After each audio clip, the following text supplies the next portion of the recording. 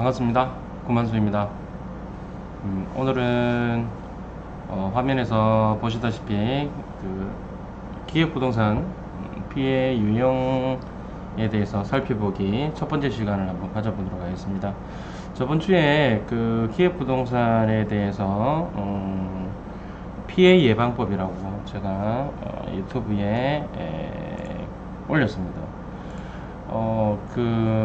유튜브 들어가셔서 제 이름 구만수 치시고 기획부동산이라고 이렇게 치시면 구만수 기획부동산이라고 치시면 제일 첫 번째에 기획부동산 피해 예방법이라고 나와 있습니다. 이걸 한번 보시면 일단 이 기본적인 것에 대해서 이야기 말씀드렸습니다. 한번 보시고 그러면 실제적인 어떤 그런 사례들은 어떤 게 있는가 라는 것을 안 그래도 해보려고 했는데요. 오늘 아침에 책방에 우리 질문방에 카톡방에서 스터디 카톡방에서 이제 관련해서 기사가 하나 올라왔더라고요.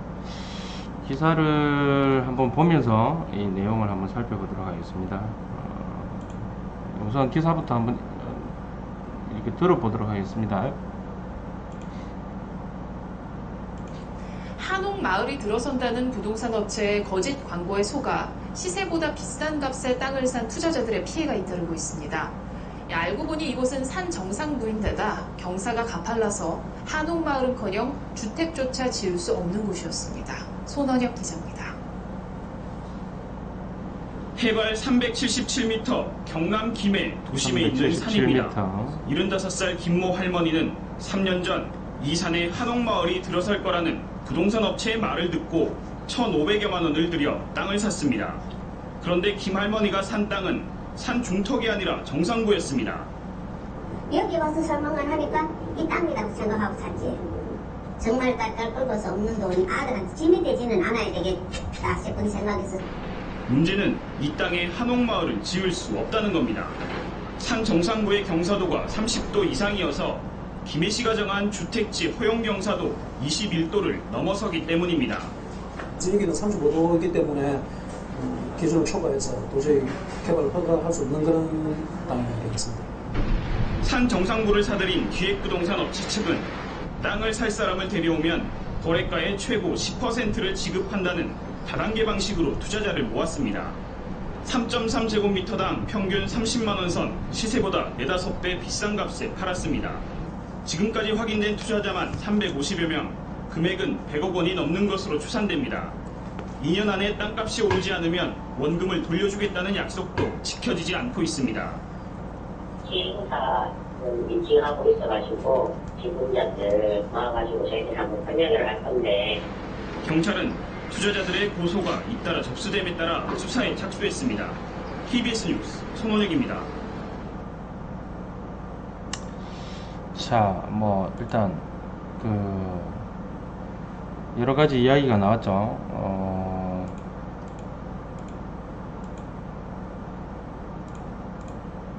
보시면 이게 첫 번째는 한옥마을이 들어설 거다라는 이야기를 듣고 이제 땅을 샀는데 한옥마을은 지을 수가 없다라는 부분들, 그리고 경사도 이야기가 나오고요. 그 다음에 이제 다단계 방식, 그 다음에 이제 평당 3.3제곱미터죠. 한 평당 30만원 선, 시세보다 4~5배 비싸다. 여기 시세 기준이 뭔지는 모르겠어요. 어찌됐든 그렇고 피해 금액이 100억 원이 넘는다라는 거. 그 다음에 2년 안에 땅값이 오르지 않으면 원금을 돌려주겠다는 약속이 지켜지지 않고 있다. 아무런 원금을 돌려주겠다고 해도 못 받죠. 받을 수가 없죠. 이게 회사가 파산하고 또는 개인한테 주면 파산하면 또는 개인이 이제 재산이 없으면 아무리 각서 아니라 각서보다 더한 걸 써도 이제 돈을 돌려받을 수가 없죠. 믿을 수가 없죠. 원래 사람이 속이는 건 아니죠. 돈이 속이는 거죠. 여기 이제 관련해서 몇 가지 한번 살펴보도록 하겠습니다. 이게 많은 이야기들이 들어있는데요. 첫 번째는, 자, 이제 김해시를 보면, 조금 전에 김해시, 도심에 있는 산, 377m. 사실은 김해시 그러면 신어산이 원래 제일 먼저 떠오릅니다. 이게 떠오르는데, 377m라는 거 보니까 여기 경운산이라고 있습니다. 경운산이라고 있는데, 아마도 이 산인 것 같아요. 밑에 이제 주촌 도시개발구역도 있고요. 그래서 위에서 내려다보면 이제 개발구역이 보이니까 뭐 그런 어떤 그림들도 이제 어떤 개발 압력에 대해서 또 이야기를 했을 수도 있습니다. 아마도 중턱쯤에 가서 이야기해서만 이 정도쯤에서 이야기를 했고, 실제로 팔아먹는 땅은 이 위에 정도 땅이 되었겠죠. 그런데 이제 여기 이제 보면 이게 토지는 결국은 궁극적으로는 개발을 할 수 있어야 돼요. 그 개발이라는 의미가 뭐 어떤 대규모 개발을 이야기하는 게 아니고요. 간단한 어떤 뭐 사람이 살 수 있는 주택 정도, 단독주택 정도 이렇게 지을 수가 있어야 해요. 뭐 물론 산이든 뭐 또 밭이든 논이든 어떤 상황에 따라서 지을 수는 있습니다. 이제 무조건 다 못 짓는 건 아닌데요.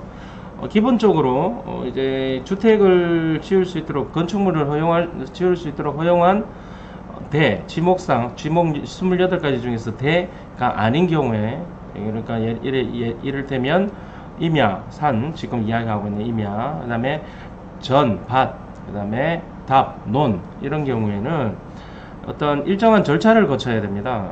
형질 변경과 더불어서 건축허가를 이제 토목공사, 그 다음에 이제 건축허가를 받아서 실제로 주택까지 이렇게 짓는, 통틀어서 이제 개발행위 허가라고 합니다.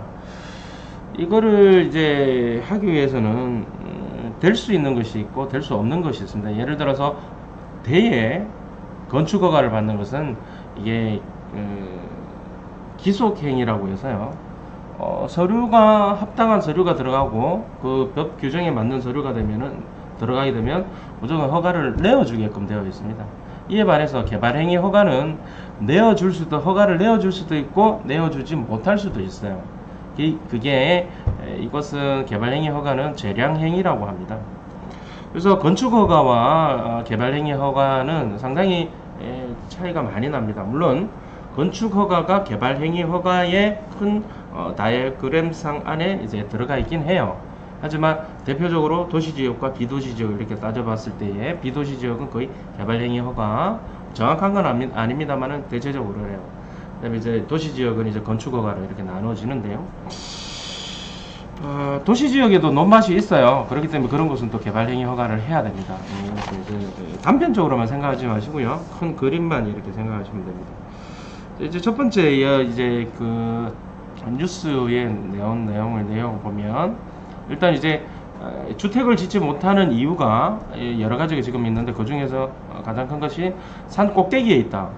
그러면 산 꼭대기에 있는 것은 산 정상부라고 그러죠. 꼭대기라는 말은 제가 정정을 하겠습니다. 정상부, 꼭대기 근처. 그러면 이제 너무 높은 곳에 이렇게 집을 짓게 되면 좀 곤란하겠죠. 뭐 이게 도로가 있고 없고를 떠나서. 그래서 이제 산 정상부에는 잘 이렇게 집을 또는 건축 행위를 잘 하지 않습니다. 특별한 뭐 송전탑이라든지 특별한 케이스를 제외하고는 도시계획 시설이라고 하는데, 자, 그런데 상정상부가 이제 주택 건축허가가 되지 않는 것은 크게 두 가지가 있습니다. 하나는 경사도 부분이고요, 하나는 이제 표고 부분입니다. 그런데 이제 일단 여기에서는 이야기가 나오지 않았으니까 경사도 부분만 이야기를 하겠습니다. 지금 보면 여기 산정상부의 경사도가 30도인데 김해시가 정한 주택지 허용 경사도는 21도를 넘어서기 때문입니다 라고 되어 있습니다. 즉 무슨 얘기냐, 경사도가 너무 높으면 위험하겠죠. 뭐 산사태 부분도 그렇고 차량이 이동하기도 좀 그렇고 여러 가지로 힘들 겁니다. 사람도 이동하기도. 그래서 어떤 재해적인 측면도 그렇고요. 그래서 웬만하면 하지 못하게끔 이렇게 되어 있습니다. 그런데 이게 규정이 어디에 있냐면 실제로는 그 도시 기본 계획에 있습니다. 첫 번째 원칙은 도시 기본 계획이 있는데요.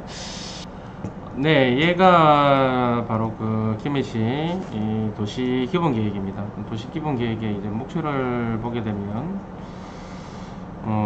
여기 35페이지에서 토지 이용 계획이라고 있습니다. 뭐 다른 기반 시설 계획, 뭐 주거환경 계획, 뭐 환경, 경관, 공원, 뭐 여러 가지 계획들이 있는데요. 뭐 이 관련해서 이것과 관련해서는 토지 이용 계획을 살펴보시면 됩니다. 토지 이용 계획에서 이제 들어가 보면 크게 이제 뭐 기본 방향 이렇게 나와 있고요.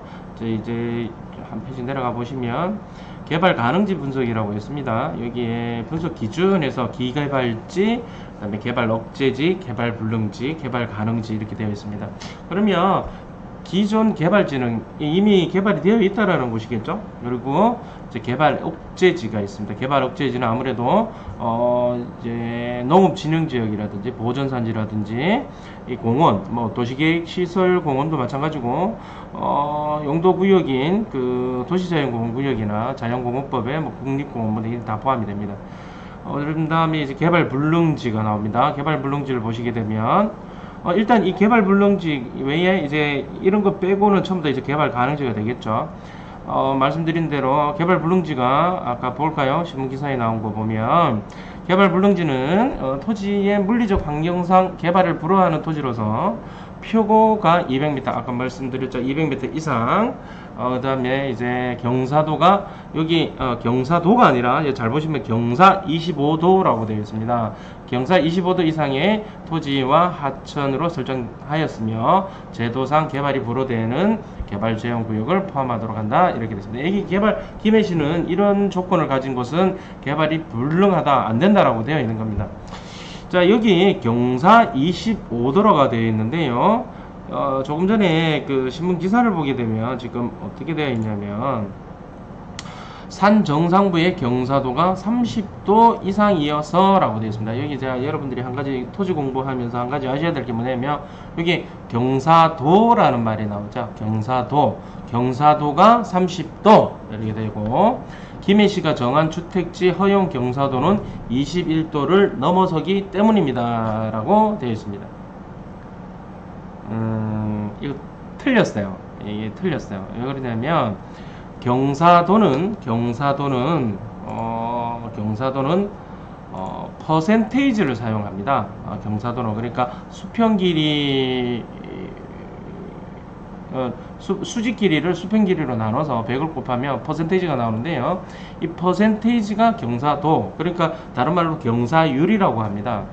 사실은 경사도로 해서 그 우리가 생각하고 있는 이 도 표시를 하게 되면 이제 얘는 경사각도가 됩니다. 경사각도가 됩니다. 이 각도와 경사도는 다릅니다. 그걸 이해를 하셔야 돼요. 그러면 지금 김해시 도시계획 조례를 들어가서 20조 개발행위의 허가 기준을 보게 되면요. 건축법상의 단독주택과 농지법상의 농업용시설은 이거 보시게 되면 평균 경사도를 21도 미만으로 한다라고 딱 되어 있습니다. 평균 경사도를 21도 미만으로 한다는 얘기는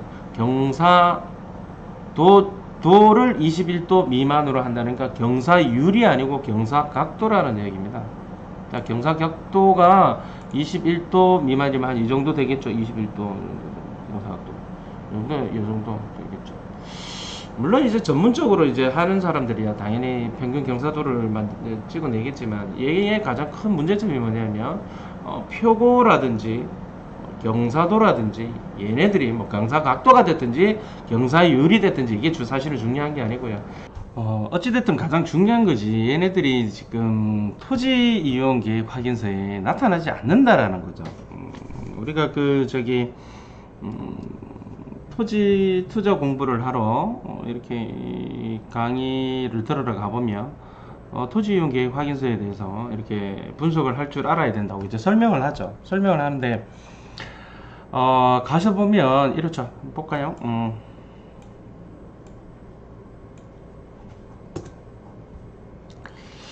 자, 보겠습니다.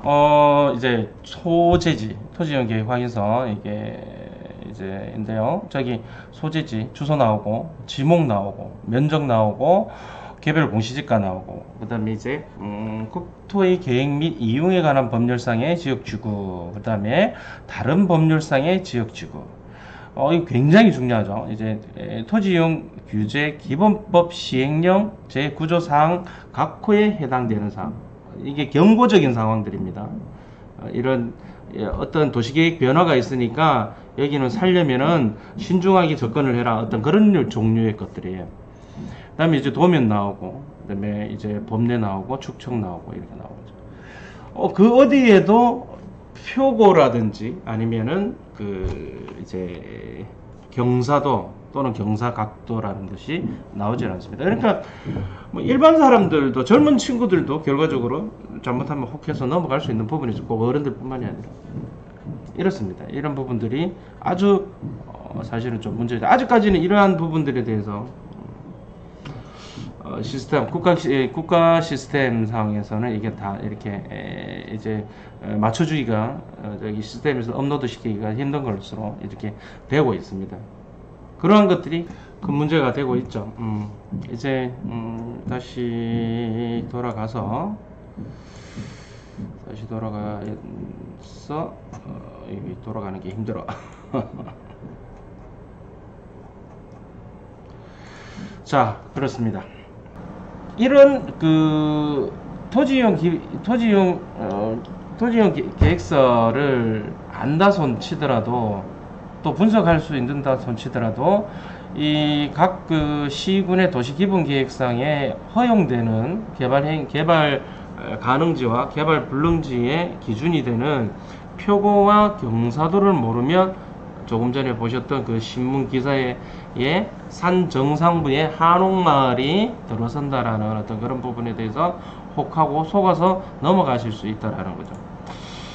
아마도 이게 토지용 계획 확인서상에 경사도가 나왔더라면 그렇게 이렇게 속아 넘어가시는 분들이 많이 없을 거다라고 생각을 합니다. 그런데 이제 토지용 계획 확인서에 경사도까지 다 평균 경사도까지 넣기에는 아직까지는 그게 시스템이 기반되지 않았다라고 사실은 볼 수 있을 것 같아요. 실제적으로 그러면 경사도를 알 수 있는 방법은 뭘까? GIS로 해서 알 수 있는 방법은 있는데 그게 중요한 게 아니고 여러분들은 일단 산에 올라가서 한 30분 걸었는데 막 숨이 차다 하면 이거는 아닌가비요 라고 생각하세요. 그렇게 생각하시면 됩니다. 핸드폰 앱도 나와 있는데 일단 그런 걸 떠나서 막 힘들다, 산을 올랐는데 힘들다 그러면 이렇게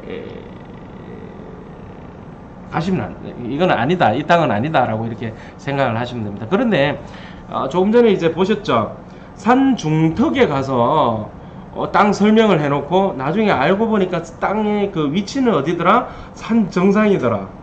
이건 방법이 없는 거예요. 이거는 그럼 결국은 사실은 경계청량을 해야 되는데 또는 젊은 사람들은 요즘 네이버나 또는 그 다음이나 또는 국토부의 V월드나 얘네들 쓰면은 대충 위치가 나오기 때문에 되는데 어르신들이 아까 나오잖아요. 어르신들이 자식들한테 자신들한테 부담을 안 주려고 그냥 따로 이제 투자를 할 때는 자식들한테 이야기하고 사지는 않을 거 아닙니까?